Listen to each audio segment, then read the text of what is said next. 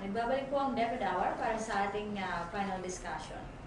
Sa ating pong live panel discussion ay makakasama natin ang mga atleta na lalahok sa nalalapit na palarong pambansa.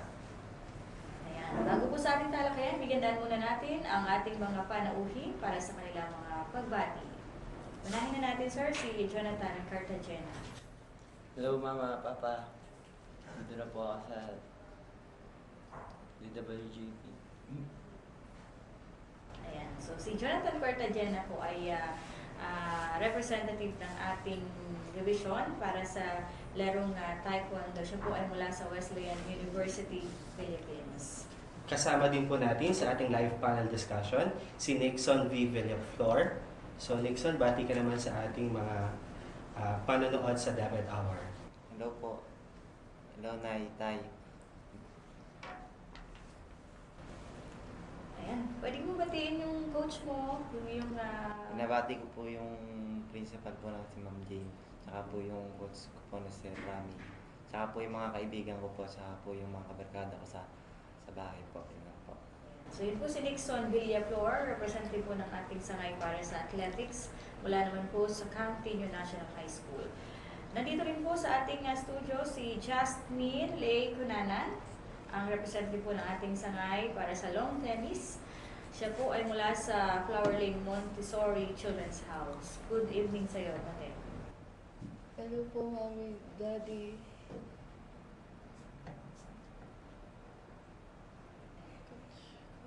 Coach.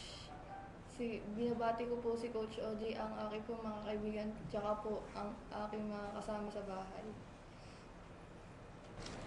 Kasama din po natin sa ating studio si Marilee Franchelle B. Cruz.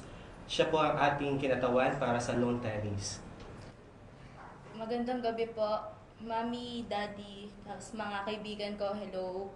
Coach ko si Ma'am Angie Alfonso sa Honorato C. Perez Senior Memorial Science High School. Ay estudyante din. Yan po si Marieli Franchelle Cruz. Ayan, mula naman sa Honorato C. Perez Senior Memorial Science High School. Nandito rin po si Rahani Darling Santos. Isa pa rin kinatawan ng ating division para sa Taekwondo. Mula naman po siya sa CCCI. Binabati ko po si Mama at si Daddy. Hello po. Kasama din po natin sa ating studio si Cholora V. Valencia. Siya po ang ating kinatawan para sa table tennis na mula po sa Lazaro Francisco Elementary School. Magandang gabi po sa lahat ng mga nanonood. Hello po, Mami Daddy. Ayan. Sir, di po rin sa ating kalaman na bukas ay gugunitain natin ang araw ng Kalipingan. At itong mga bisita natin ngayon, ang ating mga magigiting na kalahok para sa nalalapit na palarong pambansa sa iba't ibang larangan ng pampalakasan. Kanina, medyo matitipid yung kailang mga pagbati.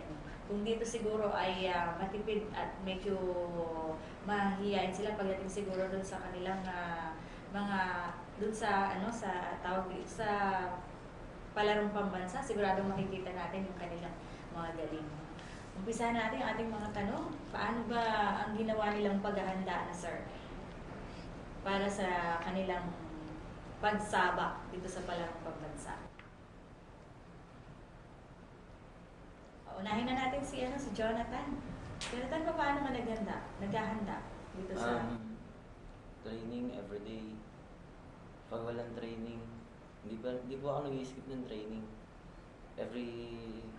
The other day, wala kaming training. Ginagawa ko, jogging, then konting kicking. Kasi taekwondo po yung sports ko.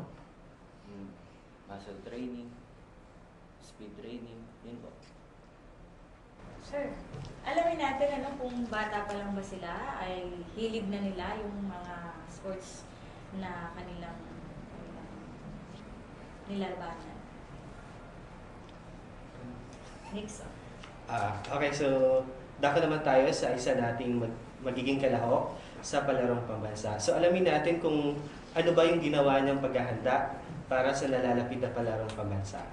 So Nixon, ano ba yung ginawa mong paghahanda para sa athletics natin? Gumigising po ako ng maaga, magja-jogging po.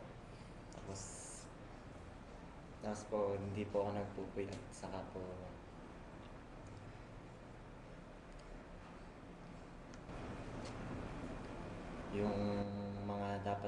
gagawin po. Yung sinabi po ng coach.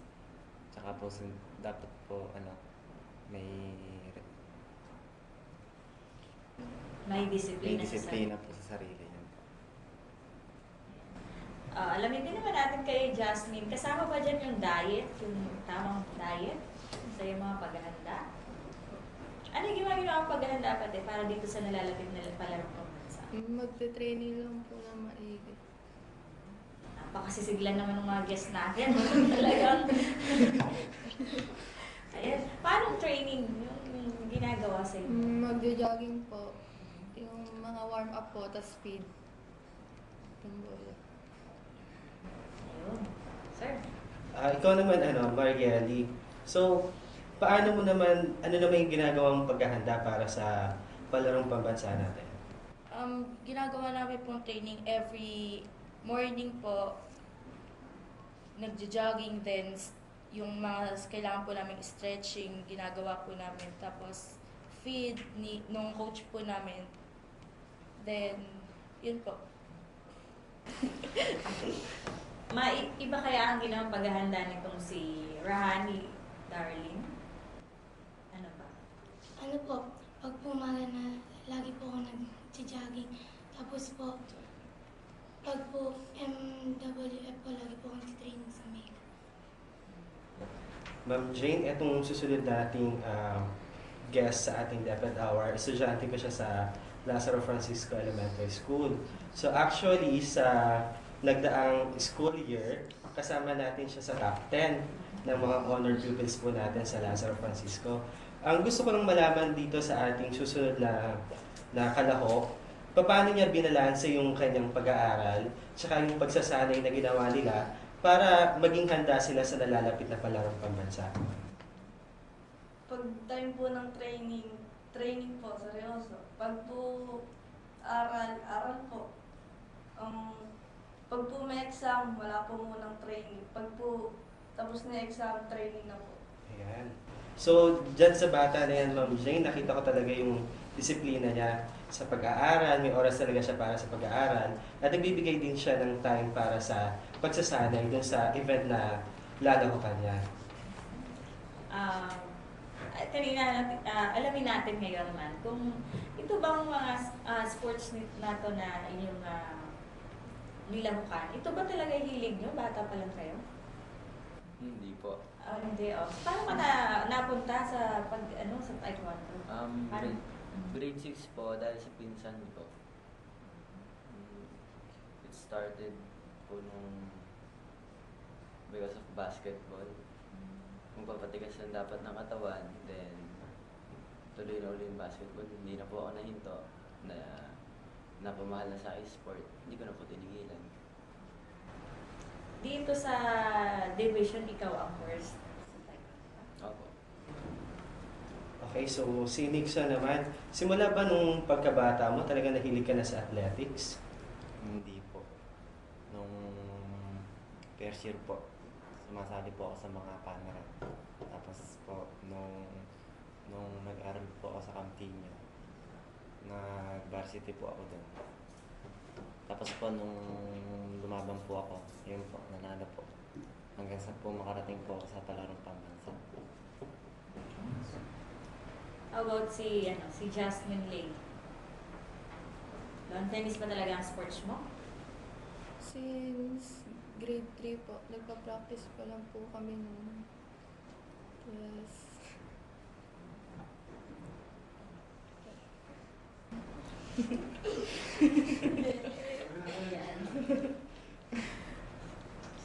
Okay, so ito naman si Marieli. So pares din siya ni Jasmine na lawn tennis ang lalaroin sa palarong pambansa. So Marieli, simula pa kaya nung pagkabata mo, talagang nagsasanay ka na sa lawn tennis para ngayon talaga magiging kalahok ka na ng division natin sa palarong pambansa. Paano nasanay yung katawan mo doon sa paglalaro ng lawn tennis? Ano ba yung mga ginawa mo? Family po talaga namin na laro lawn tennis. So, tsaka po, tita ko po kasi sinasama po ako sa court. Then yung lolo ko po muna pala. Sinasama po ako sa court nakikita ko po yung mga naglalaro po, kaya po nahiligan ko na, tsaka masaya po siyang laruin. Same question na rin kay Arahani, darling. Saan? Ito ba talaga ang sports mo, ang taekwondo? Opo. Kasi po, ano po kasing grade 1 para po kasing mag-taekwondo. Anong grade ka nag-umpisa na nahilig sa taekwondo? Ano po, grade 3. Oh, grade. So grade 3 ka pa lang, nilalaban ka na talaga sa taekwondo. Sa school nyo, no? Ayan. Ngayon, anong grade ka na? Pagpasok po, grade 6. Grade 6. Mula nung grade 3, 4, 5, lagi ka na siyang nalalaban. Nakarating ka na rin ba sa palarong pambansa? Hindi pa po first time. So first time. So, yung susunod naman natin si Cholora.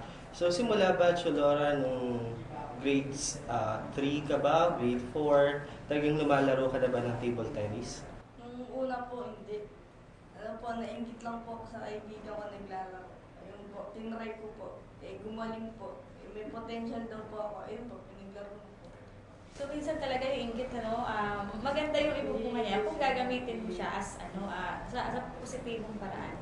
Yung hindi yung para makapanghata ka ng kapwa mo pababa, kundi maging inspirasyon mo yung ginagawang magaganda ng kapwa. Saka Ma'am Jane, base dun sa mga sagot nila, talagang pala yung isang halimbawa na lang yung mga event na sanalihan nila, talaga palang nasasanay yan sa mga bata. Kahit simula nung pagkabata ka, hindi ka marunong maglaro ng lawn tennis, pero pag pala nagsanay ka ng madalas at meron kang mga trainer na magagaling, talagang mahahasa ka dun sa mga event na sinalihan nila. Tama yun, sir. Kailangan ng bata, no? Ibig sabihin tayo, hindi na tayo pwedeng matuto ng taekwondo. Pwede ba naman siguro, Ma'am Jane, kung meron pa tayong oras para makapagsanay nung mga sports na nilalaro ka ng mga batang ito. Ayan. So ngayon naman, sir, alamin natin, kayo na tinanong ko si Rahani, pala yung first time niya na mapasama sa palarong pambansa. Alamin natin anong pakiramdam nila ngayon na sila ay kasama sa palarong pambansa. Is it your first time ba na makasama sa palarong pambansa, Jonathan? Ay, hindi po. At ayan, so yung pakiramdam mo hindi na siguro parang Hindi na po lang. yung tulad ng dati, excited yung first time. So ngayon, Normal na po. But parang regular na tournament. Ganun na rin po. pero di ba parang mas malaki yung expectation kasi na dati ka nang napupunta sa palarong pambansa na nagkakaroon ka ba ng place before? Wala po. Oh, so ngayon, kailangan pangilan mo na ngayon? Pangalawa pa lang. Pangalawa.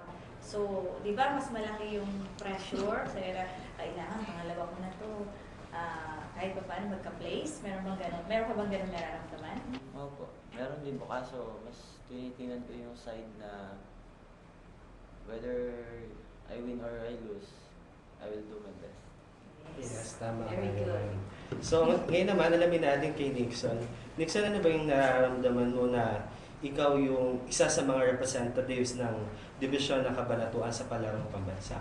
Proud ka ba sa sarili mo na first time mong magiging kalahok sa napakataas na kompetisyon na ito sa larangan ng sports? Po, proud na proud po kasi po makakalabang ko po yung mga iba't ibang region po sa Pilipinas. Saka po, yung excited po ako na maglaro po sa palarong pambansa. Okay, so ano naman ba yung binigay sang suporta nung paaralan mo at saka nung magulang mo para sa nalalapit na palarong pambansa? Yung mga bilin po nila sa akin na yung ayusin po yung training, sumunod po sa mga nakakatanda. Apo, disiplinado po yung sarili. Ayun. Ngayon ka lang ba nasama sa palarong pambansa? Or Opo. dati na rin? Ngayon lang po, first time lang. Excited ka. Ayan, mas siguro yung training mo talagang napaka-rigid talaga. Para siguraduhin mo magkaroon ka ng place dito sa palarong pambansa. Alamin din natin naman kay Justin. Ngayon ka lang ba pati Opo. So ano ngayon yung pakiramdam mo? Na ikaw ang isa sa mga kalahok, mga kinatawan ng ating sangay para sa palarong pambansa. Masaya po, tas proud po sa sarili ko. Kinakabahan ka ba sa nalalapit na palarong pambansa? Opo. Bakit naman? Di ba nagsanay ka na ng matagal? So, syempre, pag kinabahan ka during the competition, magkakaroon yung net effect dun sa paglalaro niya, di ba? Na-experience mo na ba yun? Kinabahan ka? Long tennis pa naman yung sports mo, di ba? Pag No kinabahan po. ka, nanginig ka. Lagi po. Ah, Naramdaman mo rin ba yan nung division meet? okay, so si Marieli naman, first time mo rin bang lumako sa palarong pambansa? Hindi po. Ah. Pang third time ko na po ngayon. So, pang third time na. So, ibig sabihin, 3 taon na siyang sunod-sunod na sumasali sa palarong pambansa. So, ano pa kaya yung ginagawa mong paghahanda? May paghahanda ka pa bang ginagawa? So, training lang po talaga. Training. So, ano naman ngayon pakiramdam mo na pangatlong best mong sasali? Tapos ikaw pa yung representative ng division natin.